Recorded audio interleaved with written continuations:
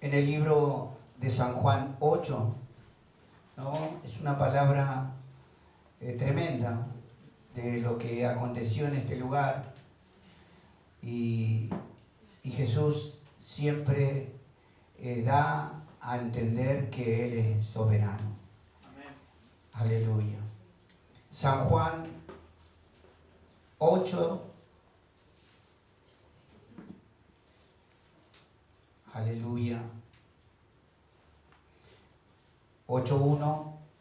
Pero ahí en el mismo versículo del capítulo 8 también está San Juan 7:53, que sería el final del capítulo 7. También lo vamos a leer porque es parte de este mensaje.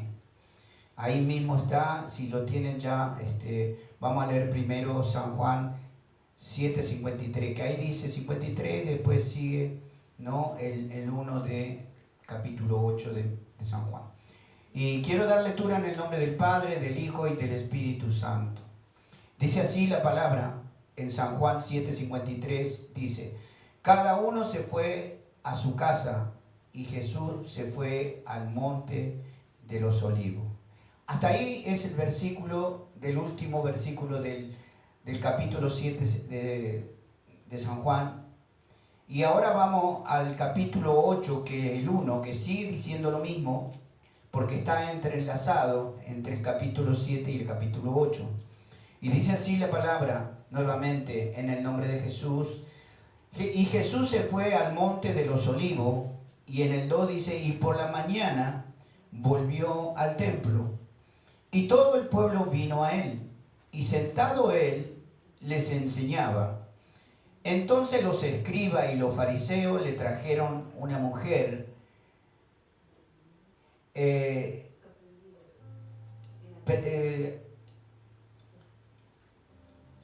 aprendida, no sé, algo así dice la palabra. Sorprendida en adulterio, perdón. Y poniéndolo en medio, le dijeron: maestro, esta mujer ha sido sorprendida en el acto mismo del adulterio.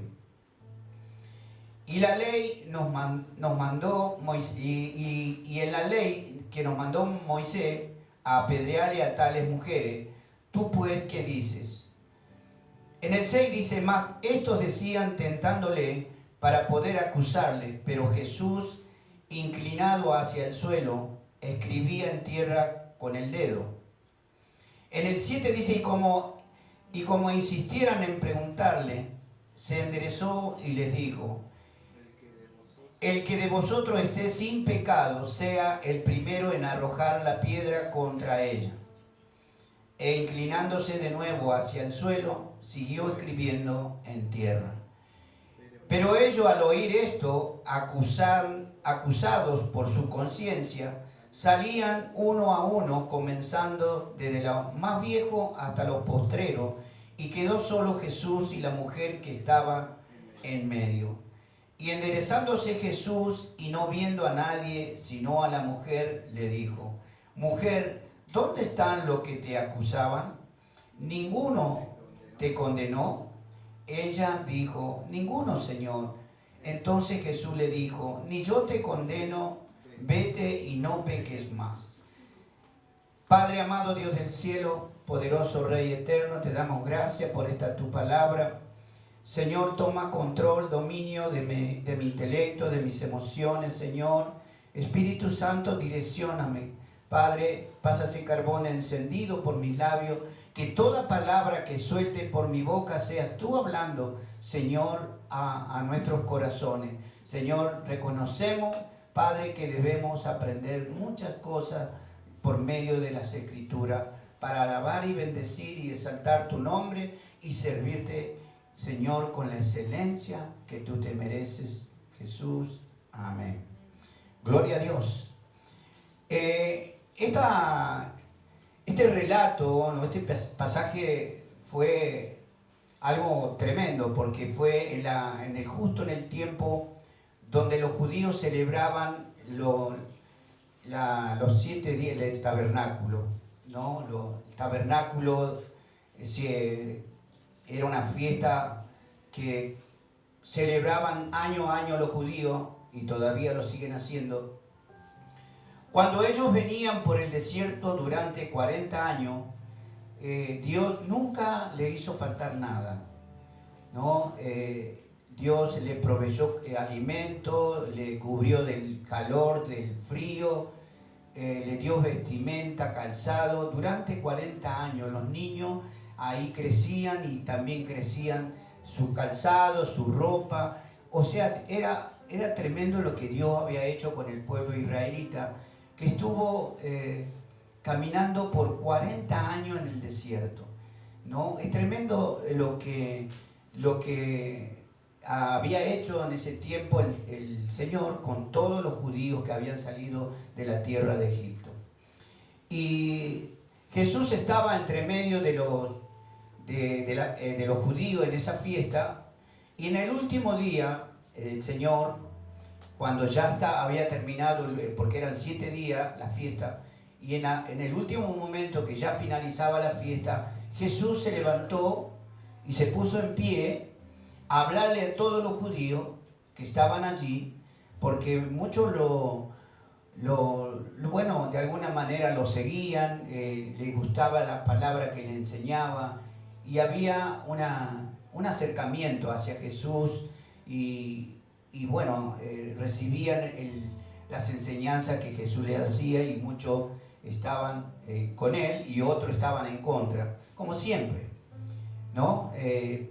Nos pasa a nosotros. Muchos están en contra y por ahí pocos son los que nos siguen, nos escuchan, nos entienden, ¿no? Y cuesta, porque la persona que no tiene el Espíritu de Dios, ¿qué espíritu puede tener? El espíritu del mundo. Y por eso está la oposición en nuestra vida, en este caminar. Y por eso lo mismo pasaba con Jesús. Y esa noche Jesús se pone en pie y habla en San Juan 7, 7, dice en la palabra: en el último y gran día de la fiesta, Jesús se puso en pie y alzó la voz diciendo: si alguno tiene sed, venga a mí y beba. El que cree en mí, como dice la Escritura, de su interior correrá ríos de agua viva. Qué tremenda el mensaje que le dio a los judíos, porque en realidad todo ser humano tiene sed. ¿Cuántos tienen sed? Amén. Recién estaba tomando agua porque tenía sed. Y a veces nosotros esa sed que tenemos es de Dios. Dios, cuando nosotros estamos pasando un problema, una situación, tratamos de buscar acercarnos a Dios, que nos escuche lo que nos está pasando. Eso es una sed, pero una sed no de Dios. Es una sed que solamente Dios nos puede saciar, esa sed. Y cuál es el resultado, que Dios nos complace, nos dé lo que le estamos pidiendo, o que nos conceda la petición de nuestro corazón. Esa sed se mantiene, ¿no?, cuando nosotros estamos en busca siempre, constantemente buscando de Dios, estando con Él, buscando la manera de acercarnos más a Dios. Y esto es lo que pasaba, porque esa fiesta era de los tabernáculos, significa recordar los 40 años de peregrinación y provisión de Dios a los israelitas en el desierto. Y duró esa fiesta 7 días, ¿no? Es tremendo esa fiesta, pero era algo hermoso, porque Jesús iba a demostrar lo que realmente es, ¿no? Valorar la vida. Y por eso les enseñaba a los judíos que ellos tenían que agradecer a Dios, porque todos somos creación de Dios, ¿no? Tanto judíos, gentiles, sea de la raza que sea, nosotros venimos de la creación de Dios, todo el mundo. Y a veces no es que uno esté, un poco distanciado de alguien que puede ser una persona que no tiene la mismos pensamientos nuestros, ¿no? Nosotros, al contrario, nos queremos acercar, porque nuestro corazón es un corazón santo, es un corazón, ¿no?, misericordioso. Siempre uno quiere que la persona se acerque a Jesús, ¿no? Hoy mismo vino un hombre también pidiéndonos algo que le demos, porque siempre viene. Y yo le hablé primero, le dije que Dios nos provee todo cuando nosotros nos acercamos a Él. Sea la necesidad que sea, Dios nos va a conceder. A veces Dios nos hace esperar un poco, porque primero Dios está queriendo ver la reacción de nosotros, porque Dios nos conoce desde el momento que fuimos gestados en el vientre de nuestra madre. Ya Dios ahí comenzó a tratar con nuestra vida hasta cuando nacemos y crecemos en esta tierra. Y Dios conoce nuestros pensamientos, Dios conoce nuestros deseos, nuestros anhelos, ¿no? Cuántas cosas que nosotros pedimos, que necesitamos. Y es Dios el que nos provee todo. Y eso es lo que Jesús le enseñaba a los judíos esa misma noche. Pero terminó la fiesta y dice la palabra en el 1, y Jesús se fue al monte de los olivos. Jesús era tan misericordioso que terminó la fiesta y ninguno de todos los que habían recibido, porque Dios hizo milagros extraordinarios en esa fiesta. En esos 7 días Dios hizo muchísimos milagros y la gente se maravillaba de las cosas que hacía Jesús. Y hoy lo sigue haciendo el Señor, ¿no? Porque aquel que está sirviendo a Dios, en la manera que Dios pone en nuestro corazón de servirle, Dios se glorifica por medio de nosotros, ¿no? Y por eso yo me gozo. ¿Por qué? Porque estamos para servirle. Hace 4 días yo fui a visitar a un amigo en Quilmes, a la clínica. No sabía que estaba enfermo y me fui y me encontré que había sido que estaba internado. Agarro y me voy a la clínica y entré ahí justo al horario de visita y lo ungí con aceite en el nombre de Jesús y ya está en la casa. Hoy lo trajeron y los médicos no sabían qué hacer ya con él. Eso es lo que hace Dios y yo me gozo porque Dios porque dice la palabra que somos herramienta de sus manos, instrumento de Él. Y eso es bueno cuando uno se pone en las manos del Señor, porque Dios ve un corazón dispuesto a servirle. Y Dios usa nuestras vidas cuando estamos dispuestos. Y Jesús ahí, eso es lo que le enseñaba. Y acá había, vamos a decir, el pueblo judío, después de todo lo que Jesús hizo por ellos, terminó la fiesta y dice la palabra que cada uno se iba a su casa. ¿Y a dónde fue Jesús? Él no tenía casa. Él andaba sembrando la palabra de Dios por todos lados. Y a donde le agarraba la noche, él se quedaba a dormir. Si alguien lo invitaba, él se iba. Porque la palabra dice que un varón le dijo si quería compartir con él una noche, porque ya era tarde, y él lo aceptó. Había 2 discípulos que en ese tiempo le invitaron a quedarse a dormir a Jesús, y Jesús se quedó. Pero en este caso, en la fiesta de los tabernáculos de los judíos, nadie lo invitó. Nadie le dijo: Jesús, vení a mi casa, podés quedarte con nosotros esta noche. Nadie, ninguna familia, y eso que Dios hizo milagro. A veces la gente, Dios hace milagro y se olvida de Jesús, se olvida de Dios, ¿no? Y eso Dios lo tiene anotadito, Dios sabe, ¿no? Y Jesús, como era Dios, Jesús lo primero que hizo, se fue al monte de los olivos a orar, a pedirle al Padre, estar en comunión con Dios. Y me imagino que después de orar tanto tiempo Jesús en el monte de los olivos, se habrá quedado dormido bajo un árbol, solo, ¿no? Y haciendo tantos milagros el Señor por las necesidades de la gente, tantos milagros, ¿no?, que Dios hizo en esos 7 días y lo dejaron solo. Esta parte que cuando estaba leyendo me quebranté. Se quebrantó mi corazón, porque decía: Jesús se brindó todo. lo dio todo como un judío, porque él era un judío, pero el Padre lo usaba y hacía milagros y no lo reconocieron. Y eso es lo que yo veo, ¿no? Mucha gente, Dios hace milagros en la vida y se apartan, se olvidan de Dios.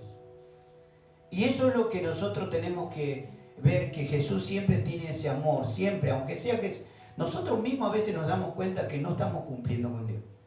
Yo a veces le digo, Señor, perdóname porque te fallo. Yo soy sincero con Dios, yo se lo digo. El Espíritu Santo sabe y me escucha, porque yo le digo, Señor, yo sé que te fallo, porque no soy perfecto. Siempre estoy pecando por una cosa, por la otra, y te pido perdón, Señor.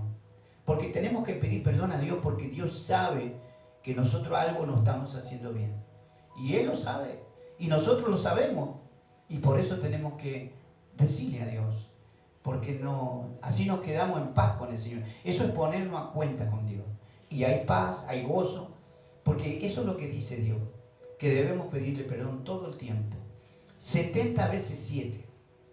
Qué tremendo, ¿no? Todo el tiempo, o sea que toda una vida nosotros le vamos a pedir perdón a Dios porque no somos perfectos.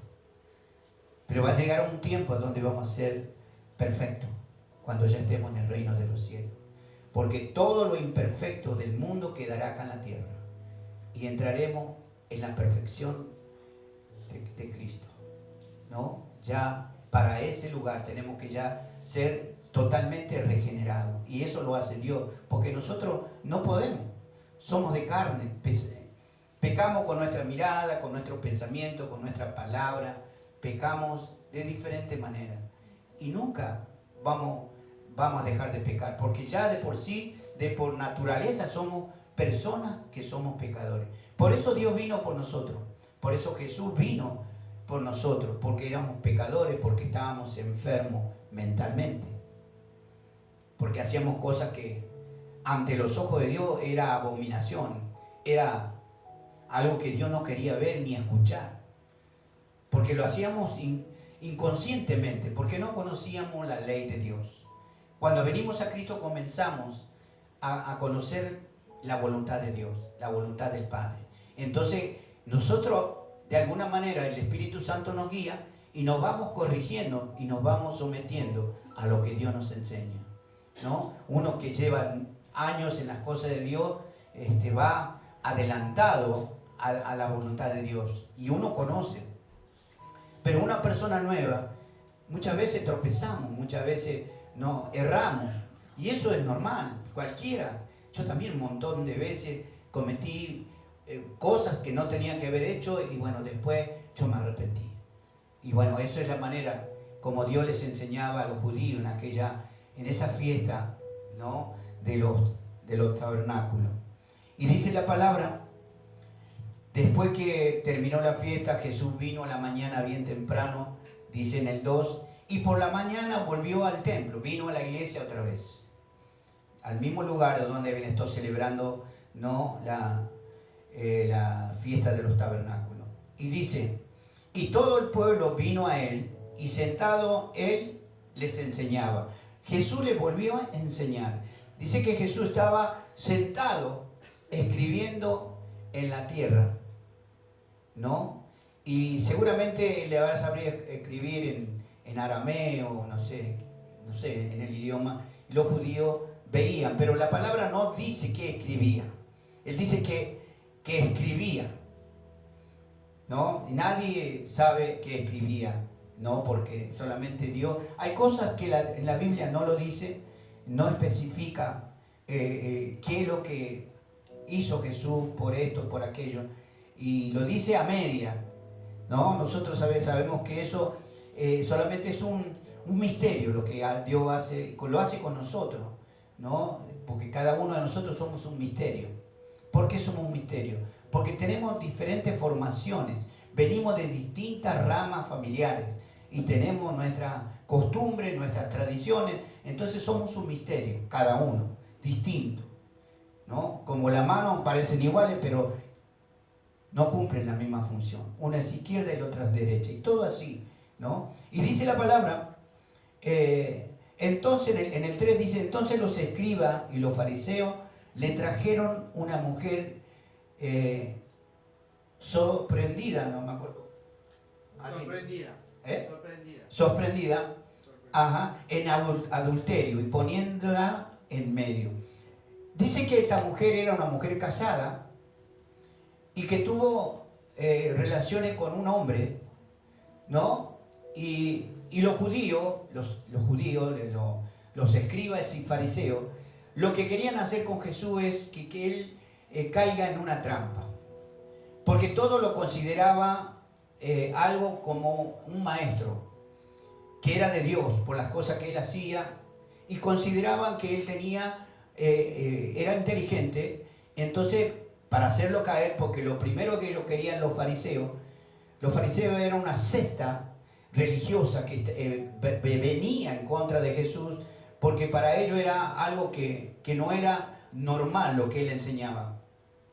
Y había una persecución de los fariseos y de los escribas. Los escribas eran hombres que escribían la palabra de Dios, la Torá. Eran hombres, antes no existía fotocopiadora, no había imprenta ni nada. Entonces los escribas, ellos escribían toda la palabra de Dios a mano, todo. Ellos escribían en rollos. Ese era el trabajo y la función que era del escriba. Pero también estaban en contra de Jesús. También era como una secta. Y entonces los fariseos y los escribas vinieron con una mujer, ¿no?, que la habían sorprendido en el hecho mismo, ¿no?, de estar adulterando. Era una mujer que estaba pecando y siendo una mujer que era casada. Para los judíos, la ley de Moisés era que tenía que ser apedreada, ¿no? Entonces, por eso la trajeron, dice la palabra, que la trajeron a esta mujer y poniéndola en medio.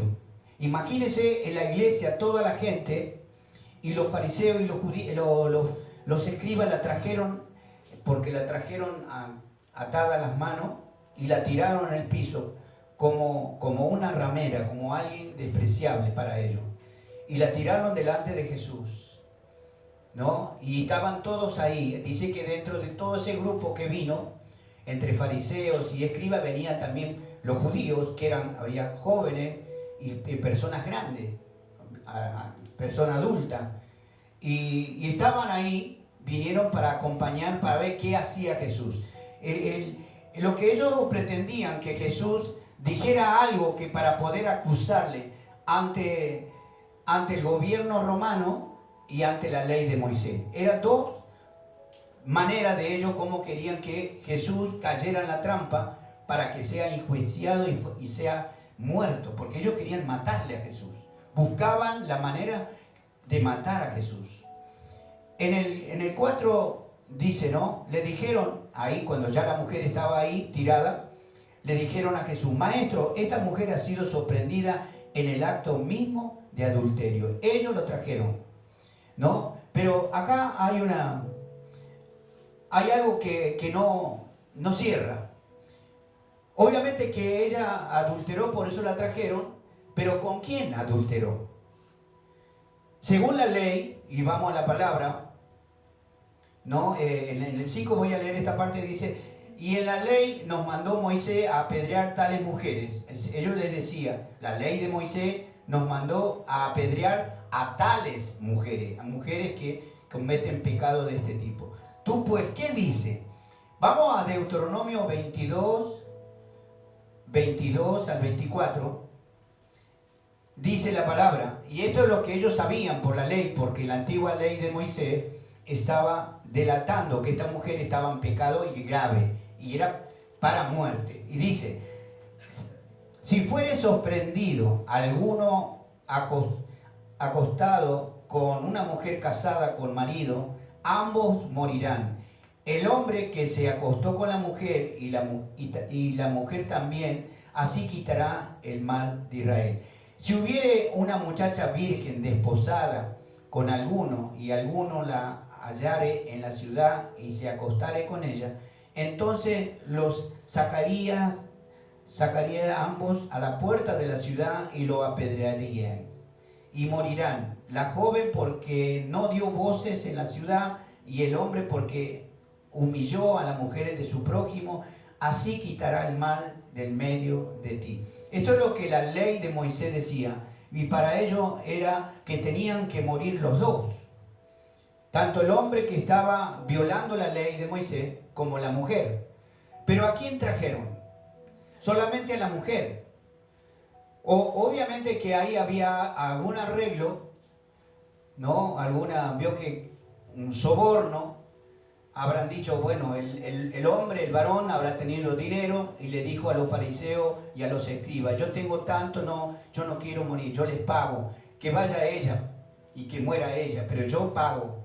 O sea, como ya había un chantaje. Por eso acá la palabra habla, ¿no? De que cómo es de todos los tiempos siempre alguien se defiende sobornando o dando un dinero por algo para salir de la situación que estaba viviendo. Y hoy nosotros podemos ver cuántos quedan, ¿no?, detenidos, condenados para siempre, cuando también él era partícipe, pero todo lo tapan.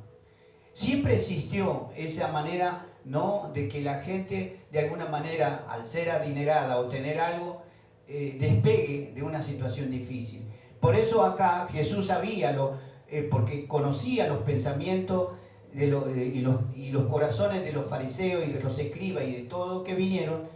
Conocía perfectamente la intención de ellos hacia Jesús. Jesús le interpretó que ellos venían con una intención de que Jesús le mandara decir lo que le corresponde a esta mujer. Pero Jesús, como era Dios y conocía sus vidas, sus pensamientos, sus corazones, Dios le mostró de que ellos eran más adúlteros que la mujer. ¿Por qué?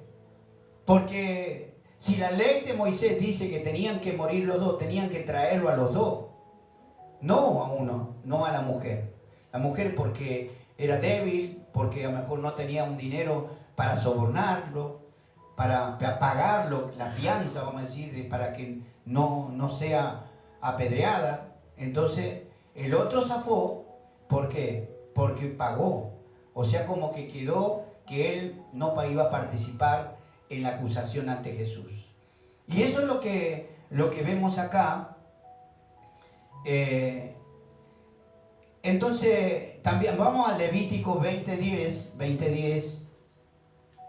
También habla. Levítico 20:10 dice: si un hombre cometiere adulterio con la mujer de su prójimo, el adúltero y la adúltera indefectiblemente serán muertos. ¿Ve? Ahí está confirmando la palabra. Y Jesús sabía que ellos estaban cometiendo pecado, que ellos estaban también, eran partícipes de este adulterio, que ellos estaban queriendo, ¿no?, tapar algo que realmente la ley le estaba descubriendo. Si vamos por la ley, tenían que estar los dos, tanto el hombre como la mujer adúltero. Ahora vamos a la palabra. Entonces Jesús estaba escribiendo en tierra. Él estaba sentado, dice, escribiendo con su dedo en tierra. Cuando los fariseos y los escribas le decían todas estas cosas, él estaba así, en silencio. Jesús no decía nada. Entonces en el 6 dice: mas esto decían tentándole para poder acusarle, pero Jesús, inclinado hacia el suelo, escribía en tierra con el dedo, ¿no? Era una vil trampa que le estaban haciendo los fariseos y los escribas a Jesús. ¿Cuál era la manera de que la respuesta de Jesús podría poder él quedar acusado? Dice: si Jesús dice no la maten, supongamos que Jesús decía no la maten, lo acusarán de infringir la ley de Moisés. Porque en la ley, recién hemos leído, que tenían que morir, indefectiblemente. Entonces, pero si Jesús dice mátenla. Entonces van y lo acusan ante el Imperio Romano, porque el Imperio Romano les prohibía a todos los judíos de dar muerte a alguien. Así que era una arma de doble filo para Jesús. Querían hacer caer a Jesús. Qué tremendo en ese momento. Porque él sabía que si decían que la maten, estaba infringiendo la ley de su padre o de él mismo. O sea, como que no estaba cumpliendo la ley, la palabra de Dios. Y de la otra manera también, porque si decía que mátenla, ¿no? Entonces ellos, los judíos, dicen que estaba prohibido que ellos mataran a alguien por el Imperio Romano, por el gobierno romano. Así que Jesús no le quedó otra cosa que de descubrirlo a ellos, que ellos estaban infringiendo más la ley que esta mujer, porque ellos estaban tapando muchas cosas. Era más fuerte lo que ellos estaban haciendo de lo que la mujer hizo. En el 7 dice, y como insistieran en preguntarle, se enderezó y les dijo. Jesús se levantó, estaba sentado, se levantó Jesús delante de toda la gente que estaba ahí, delante de los escribas, los fariseos y los judíos que estaban ahí, y les dijo, el que de vosotros esté sin pecado, sea el primero en arrojar la piedra en contra de ella. ¿Se da cuenta? O sea que ellos, la misma ley que ellos conocían, le estaba acusándolo a ellos, porque ellos estaban tapando al hombre que no vino delante de Jesús. ¿Se da cuenta? O sea que ellos estaban acusando algo falso, algo que realmente solamente Dios podía desmascarar a las personas. Nosotros nos damos cuenta que hoy mucha gente tapa muchas cosas, ¿no? Por dinero, siempre está buscando la manera de salir de la situación. Y Jesús, con esa palabra, cuando Él se levanta, conociendo el corazón y los pensamientos de los hombres, ¿cuántos saben que Jesús conoce nuestros pensamientos?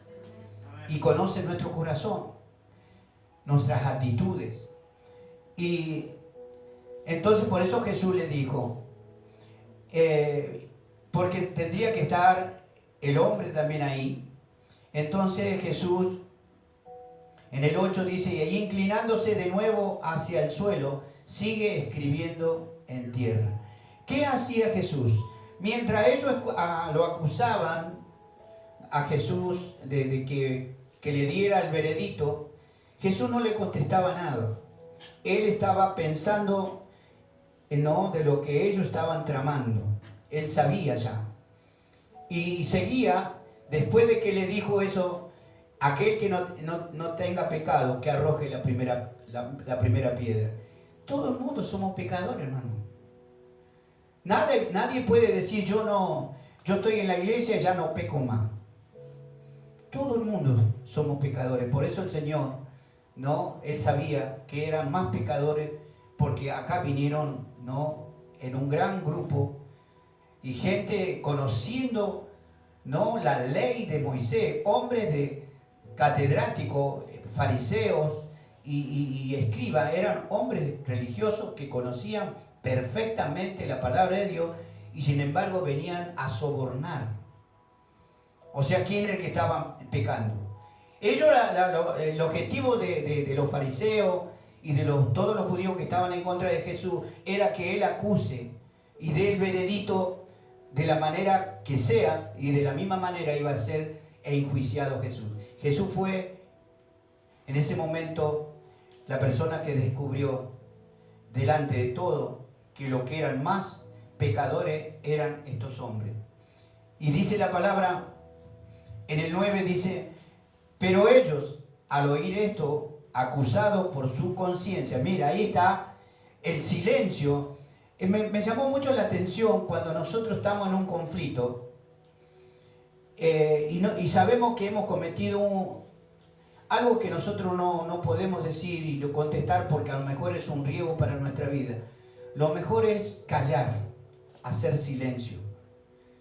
Cuando estamos en un conflicto en la familia, lo mejor que es callar, hacer silencio. Porque ahí es donde nosotros no estamos cometiendo ningún pecado. ¿Por qué? Porque el enemigo, cuando nosotros hacemos silencio, no le damos lugar al enemigo que fogonee y que se llegue a mayores. El silencio, hermano, es un ejemplo que Dios nos está enseñando, que el silencio de no decir nada, no contestar nada, no decir nada, el enemigo no hay manera de acusarnos y se humilla porque nosotros no decimos nada. O sea, como el que calla otorga paz. Y eso a mí me llegó, porque el silencio revierte la situación y la otra persona no sabe cómo seguir porque hay silencio. Y esto aprendí. Me gustó cómo Jesús hizo con estos hombres que venían a acusarle. Cuando estamos en discusión, en un pleito en nuestro hogar, uno tiene que callar. Entonces muere. El enemigo no puede seguir fogoneando. Y eso me llamó mucho la atención, porque esta gente venía a acusar, y Jesús, ¿qué hizo?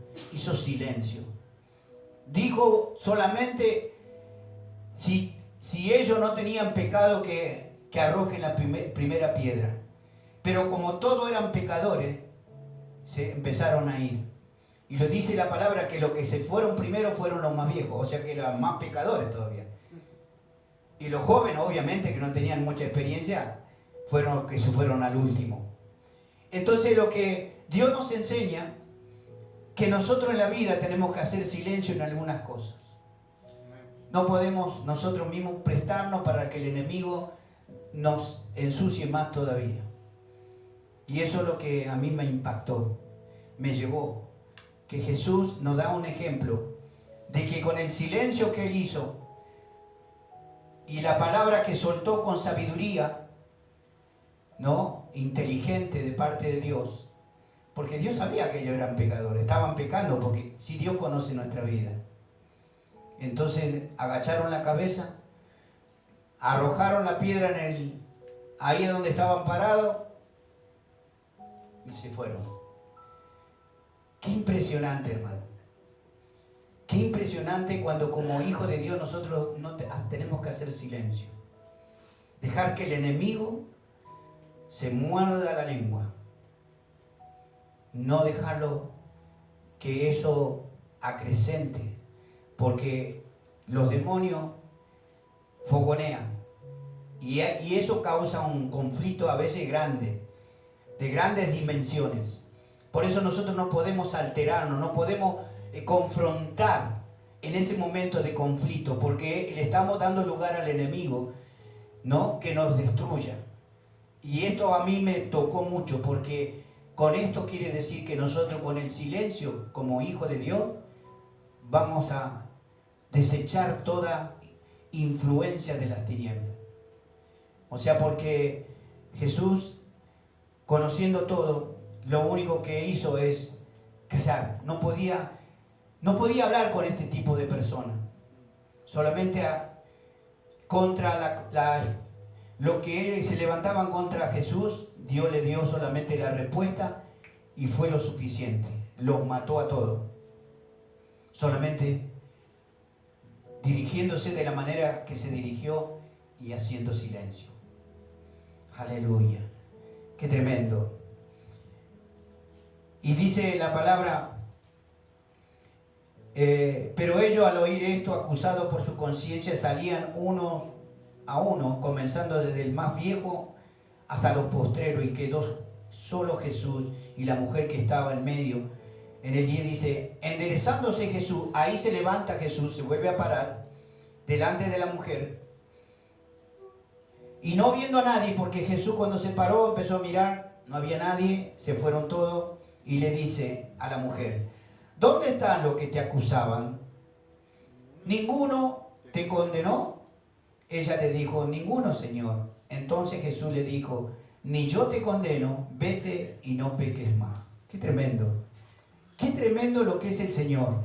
El Señor vino a mostrarle a ella que Él conocía los pecadores, conocía el pecado de ella también.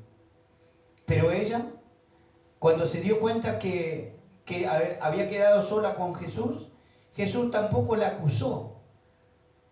En ese momento Jesús la restauró, le habló, le dio palabra, ¿no?, de amor, de misericordia, y le aconsejó y le dijo: no peques más. O sea que ella entendió de por causa del pecado que cometió, se le armó un gran conflicto que estaba a punto de ir a la muerte. Y eso es lo que pasa, ¿no?, en nuestra vida. A veces nosotros mismos fogoneamos, queremos ser, porque el enemigo nos lleva a que se destruya, porque ese es el objetivo. Pero nosotros, si somos en esos momentos calmos y de acuerdo a las enseñanzas de nuestro Dios, nosotros tenemos que hacer silencio. No podemos darle de comer al enemigo. Amén. Aleluya. ¿Cuántos le dan un fuerte aplauso al Espíritu Santo? Aleluya. Gloria a Dios. Esto es lo que me impactó, hermano. Esa es una hermosa enseñanza de que nosotros como hijos de Dios tenemos que hacer silencio. Aún nosotros sabiendo que nos está diciendo no es verdad.